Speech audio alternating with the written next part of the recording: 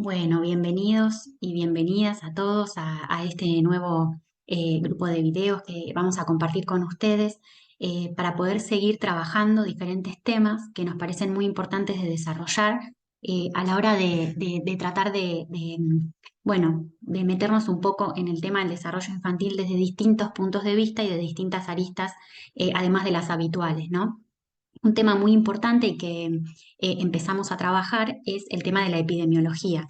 Entonces, vamos a tratar con esta serie de videos de poder, de alguna manera, bueno, amigarnos con la epidemiología, ya que siempre es vista como tal vez una disciplina que no es para todos o que solo un grupo de profesionales la realiza y que el profesional que está en la práctica clínica está alejado de la epidemiología. Y bueno, y también algunas particularidades que tienen las condiciones del desarrollo desde el punto de vista de la epidemiología. Entonces vamos a meternos de lleno eh, a trabajar. Bueno, inicialmente sería bueno poder definir qué es la epidemiología, ¿no? Como les decía recién, cuando uno piensa en epidemiología, mismo, bueno, cada uno tendrá su experiencia en la formación que tiene, pero cuando piensas en epidemiología, a lo que viene a la cabeza es tal vez eh, gente en un escritorio investigando o haciendo solamente investigaciones más no tan clínicas, o tal vez gente solamente dedicada a eso y que está alejado de la práctica cotidiana del médico, del profesional de la salud, y que no tenemos mucho que hacer ahí nosotros, ¿no? Y que tal vez es más teórica que práctica la epidemiología. Bueno, vamos a tratar de darle una vuelta de tuerca a esto y entender por qué tenemos que, de alguna manera, involucrarnos, ¿no? con esta temática, de a poquito empezar a entenderla, ya que tiene algunas definiciones, como vamos a ver más adelante, que no son cotidianas a nuestra práctica y que tal vez nos cuestan un poco. eh, Mismo cuestiones que tienen que ver con decisiones que tal vez no tomamos nosotros directamente, pero que conociendo cuestiones epidemiológicas podemos comprender, ¿no? O por ahí tal vez podemos eh, exigir o pedir que sean de una manera u otra, más allá de nuestro trabajo cotidiano con la familia y con el niño o la niña, ¿no? Entonces, ¿qué es la epidemiología? La epidemiología es una rama, ¿no? O una disciplina que estudia todos los procesos que están relacionados con la salud. Y en este caso es importante tener en cuenta que inicialmente recaba información, o sea que investiga, busca, busca esa información que es relevante y tal vez deja de lado la que no es tan relevante, específica, ¿no? De un tema que quiere investigar, la compara con la información que tenía inicialmente, ¿no? O sea, con la bibliografía o con la información que tenemos sobre esa temática y genera indicadores nuevos, ¿no? O genera nueva, bueno, conocimiento sobre un tema. Entonces, nosotros podemos, por ejemplo, pensar en, bueno, ¿qué sabemos nosotros sobre una temática en particular? Todo lo que leímos y que estudiamos en algún momento, por ejemplo, sobre cualquier condición de la salud, en algún momento alguien la investigó, en algún momento hubo una incidencia de eso, de casos de esa condición. Podríamos pensar en alguna condición respiratoria, por ejemplo, como el asma, que tiene mucho estudio epidemiológico y mucho estudio clínico. En algún momento, bueno, se empezaron a juntar grupos de pacientes que tenían síntomas parecidos, cumplían criterios, se definió o se compartió y se pusieron de acuerdo con una definición de asma y empezaron a ver, bueno, cómo se comportaba esa condición. Tiempo después, bueno, cuáles eran los tratamientos que eran más efectivos, tal vez retrospectivamente, bueno, a ver si este tratamiento era más efectivo, aparece un tratamiento nuevo, vamos a compararlo con el anterior.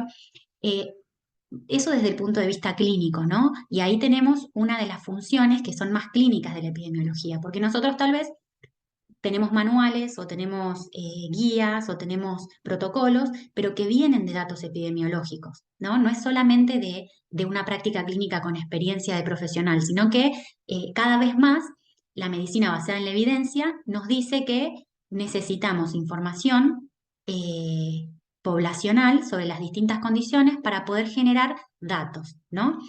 Y por otro lado, tenemos toda esta información y decimos, bueno, era más clínico individual tal vez. Ahora pensamos a nivel poblacional y la epidemiología también nos sirve para decir, bueno, en mi población tengo tanta cantidad de personas con determinada condición de salud, entonces yo necesito esta toma de decisión. Por ejemplo, eh, bueno, necesito que haya mayor ventilación en las escuelas porque los niños tienen mayor afección respiratoria en invierno. Bueno, podríamos pensar miles de ejemplos. Entonces, recabamos información relevante, que también es lo que hacemos clínicamente en el individuo, ¿no? Buscamos, miramos signos y síntomas, lo comparamos con lo que conocemos, decimos, bueno, yo alguna vez vi esto, entonces esto se llama de tal manera, y después tomamos decisiones.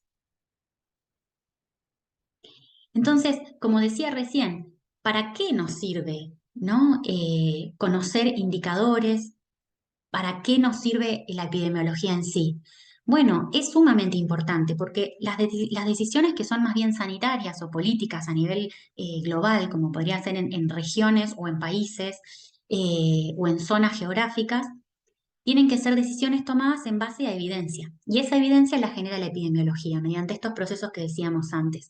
Nosotros no podemos estar ajenos a esto porque tal vez hay en mi población, por determinada situación, epidemiológicamente funciona de una manera distinta y decisiones sanitarias que se tomaron en otro lugar tal vez no son tan adecuadas para mí. Muchas veces pasa en países de Latinoamérica que no tenemos datos propios y tomamos datos de otras regiones, como podrían ser Europa o regiones de Estados Unidos, que tal vez las poblaciones no son iguales a las nuestras. Entonces, por eso es muy importante que de a poco empecemos a tomar eh, bueno, a familiarizarnos con la epidemiología porque por más que sea algo que parezca lejano, comienza en el consultorio, comienza en los datos clínicos individuales que se van haciendo más grupales y poblacionales y eso generan después indicadores.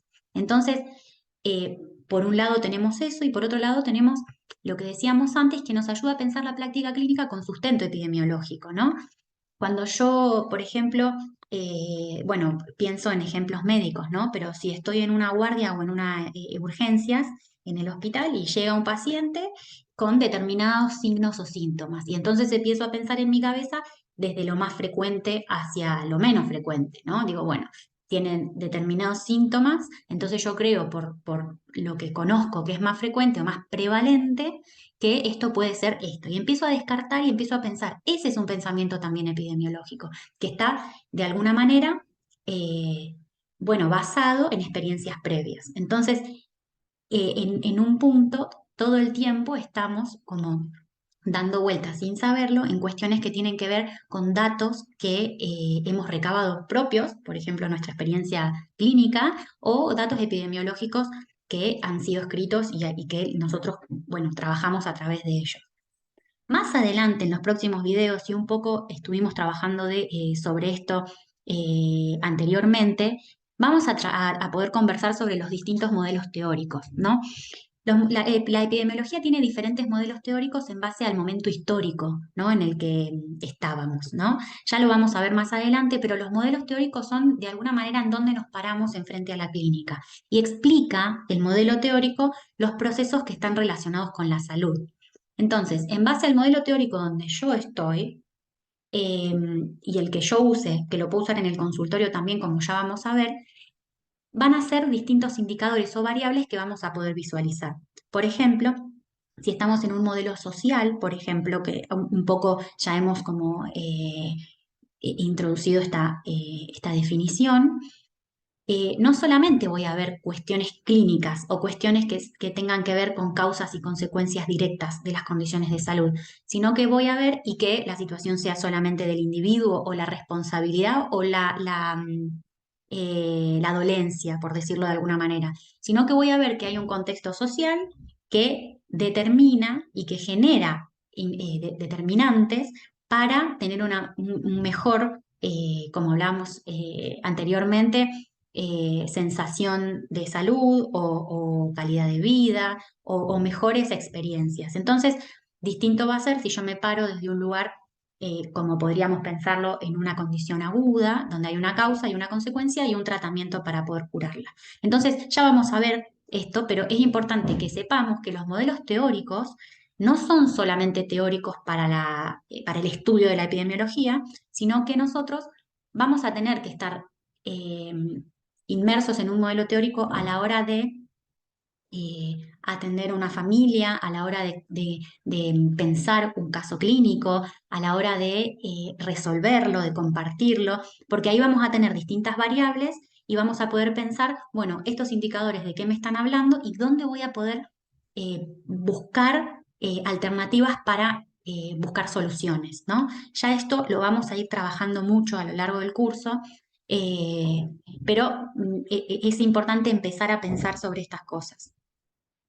Entonces, como decíamos antes, la epidemiología investiga cuestiones que tienen que ver con la salud, busca datos, los compara con lo que conocíamos previamente, con el objetivo de generar indicadores nuevos, ¿no? O, bueno, analizar variables que nos ayuden a tomar decisiones, tanto individuales en el consultorio como poblacionales y sanitarias. Muy bien. Vamos a pensar, a tener en cuenta algunas consideraciones de las condiciones del desarrollo cuando pensamos la epidemiología.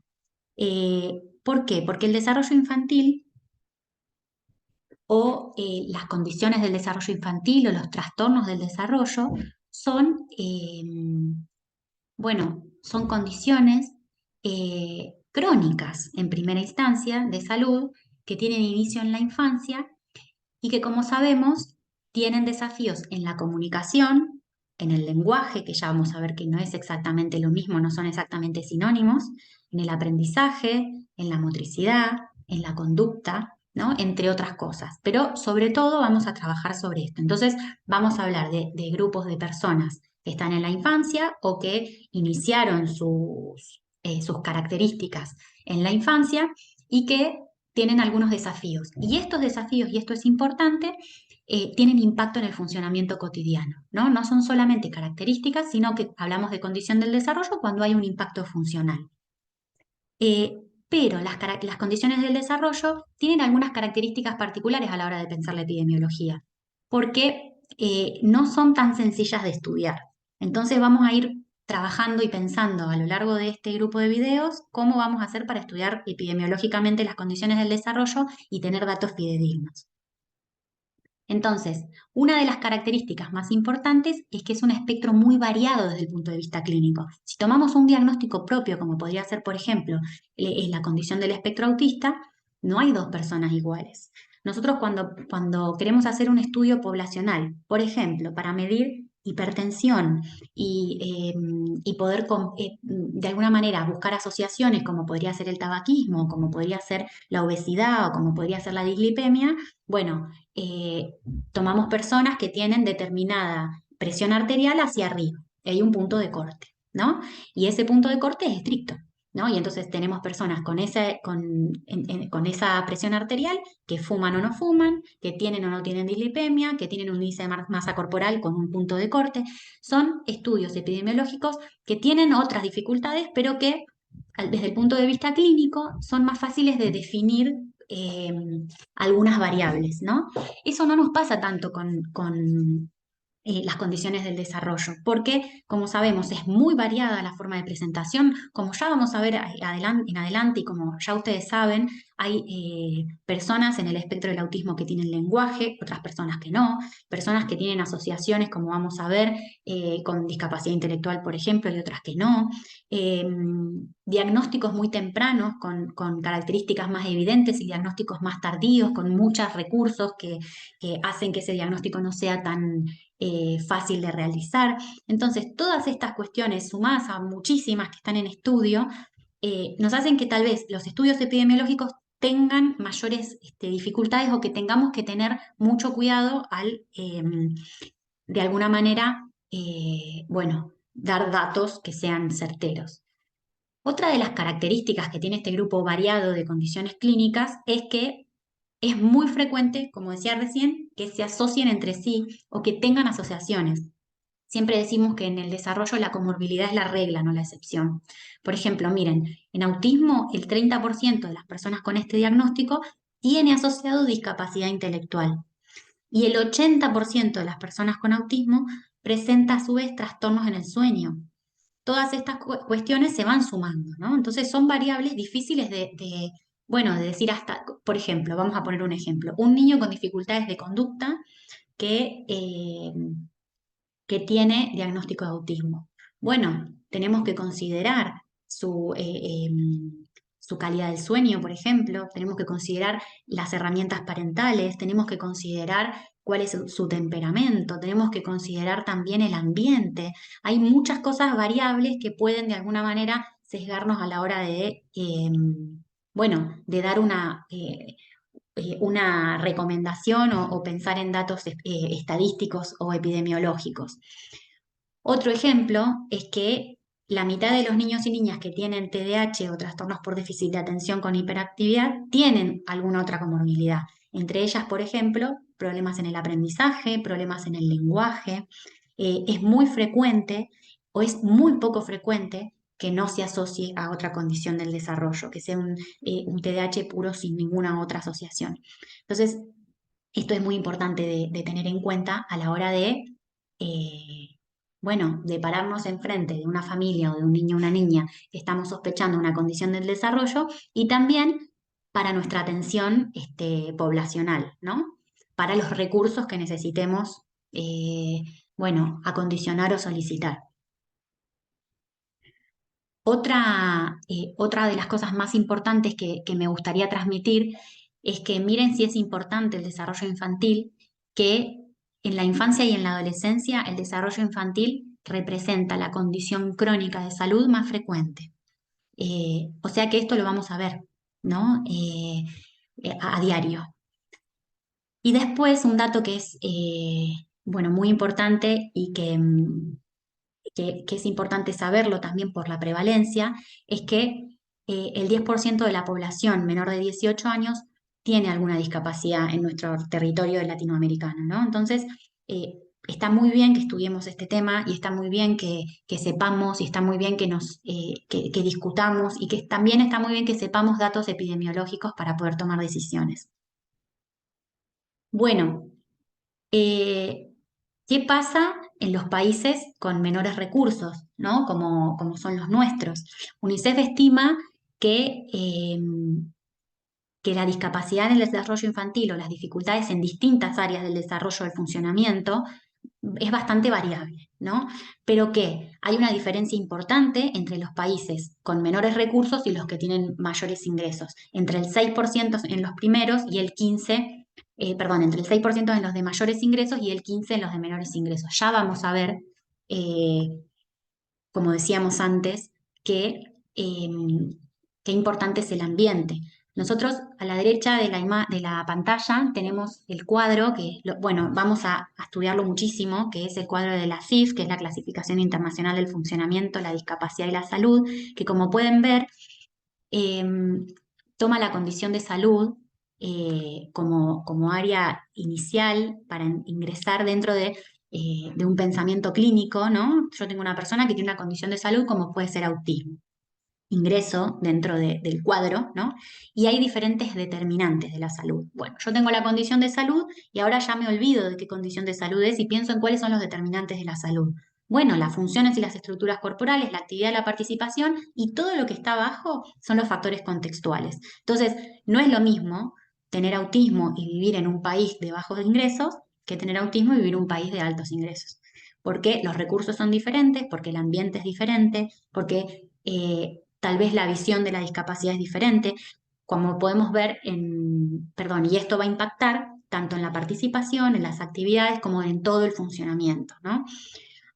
A la izquierda de la pantalla podemos ver el gráfico o el esquema del modelo ecológico de Bronfenbrenner, que también nos habla de eh, que la cuestión o las cuestiones del desarrollo o las cuestiones propias de cada persona no son solamente individuales, sino que están inmersas dentro de un sistema ecológico, como lo llama él, que tiene distintos niveles, ¿no?